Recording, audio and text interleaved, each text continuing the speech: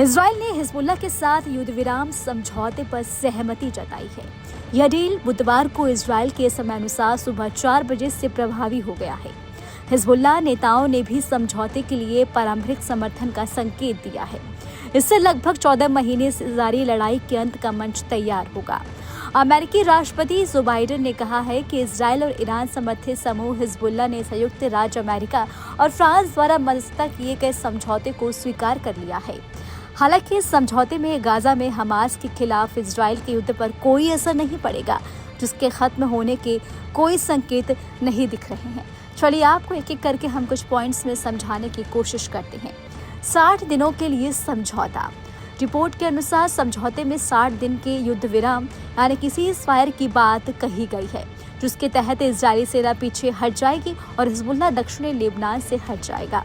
इस डील के अनुसार इजरायली सेनाएं सीमा के अपने हिस्से में वापस लौट जाएगी और हिजबुल्लाह दक्षिणी लेबनान के अधिकांश हिस्से में अपनी सैन्य उपस्थिति खत्म कर देगा।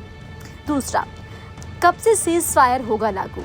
इजराइल और हिजबुल्लाह के बीच युद्ध विराम समझौता यानी कि सीज़फायर बुधवार को इजराइल के समयानुसार सुबह 4 बजे से प्रभावी हो चुका है। इसके साथ ही आपको बता दें कि अंतर्राष्ट्रीय ग्रुप करेगा निगरानी। अमेरिका की अध्यक्षता में एक अंतर्राष्ट्रीय ग्रुप सभी पक्षों के अनुपालन की निगरानी करेगा।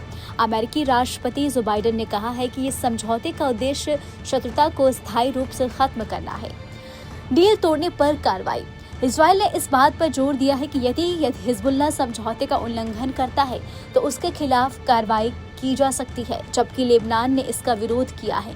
रिपोर्ट के अनुसार लेबनानी अधिकारियों ने डील में इस प्रावधान को शामिल करने का विरोध किया है। अमेरिकी राष्ट्रपति और ब्रिटेन की प्रधानमंत्री दोनों ने युद्ध विराम समझौते की तारीफ की है। जो बाइडेन ने इसे अच्छी खबर बताया है और ब्रिटेन के प्रधानमंत्री कीर स्टारमर ने इस पर जोर देते हुए कहा है कि यह लंबे समय से लंबित था। जो बाइडेन ने कहा, मैंने इजराइल और लेबनान के प्रधानमंत्रियों से बात की है और मुझे यह घोषणा करते हुए खुशी हो रही है कि उनकी सरकारों ने इजराइल और हिजबुल्लाह के बीच विनाशकारी संघर्ष को समाप्त करने के लिए संयुक्त राज्य अमेरिका के प्रस्ताव को स्वीकार कर लिया है। स्टारमर ने बयान में कहा है कि हमें गाजा में युद्ध विराम समझौते की दशा में तत्काल प्रगति देखनी चाहिए।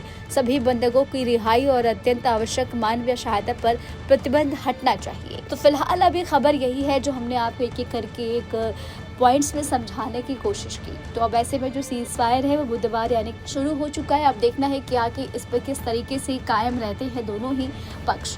फिलहाल इस खबर में अभी के लिए इतना ही। आपको हमारा वीडियो कैसा लगा हमें कमेंट करके आप जरूर बताएं और हमारे चैनल को सब्सक्राइब करना बिल्कुल भी ना भूलें। न्यूज नेशन अब व्हाट्सएप पर खबरों की ताजा अपडेट के लिए न्यूज नेशन के इस QR कोड को स्कैन करें।